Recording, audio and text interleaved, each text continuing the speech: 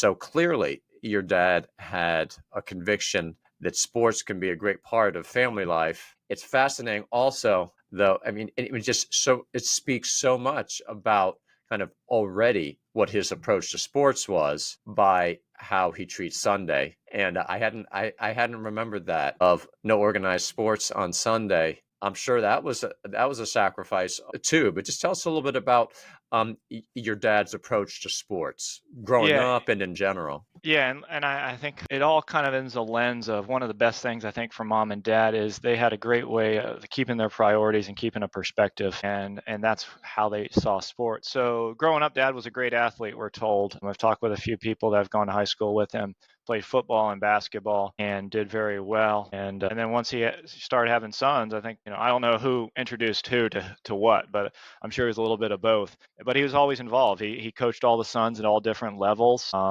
And on all different sports. When they got to Seton, they needed a soccer coach. Dad had never coached soccer, but his sons wanted to play soccer, so he literally went to the library and took out books to learn what this whole soccer thing was. Wow. But Dad was a very good coach, and his approach, I think, was obviously he believed. One, I think Dad was a big believer in idle time is not a good thing, especially for boys, and because his I don't know if I should say love, but dad, his working, hard work, and doing your daily duty. And dad embraced work.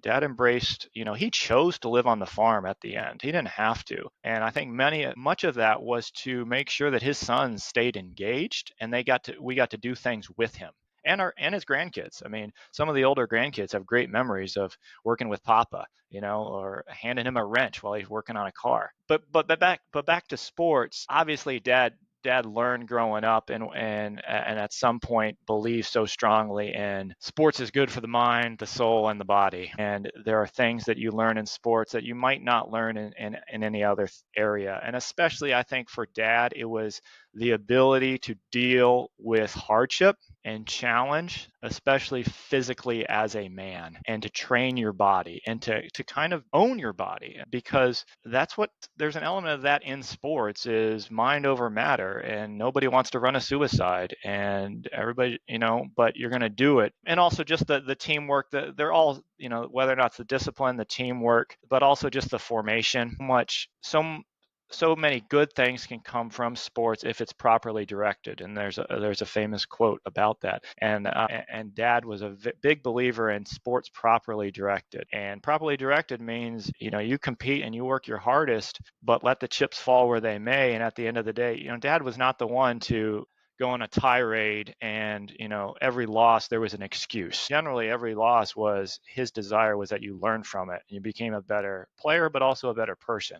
And I think he understand that in those times of adversity, especially the losses, some of the best virtues and character traits can be formed when you lose, when you're kind of just broken.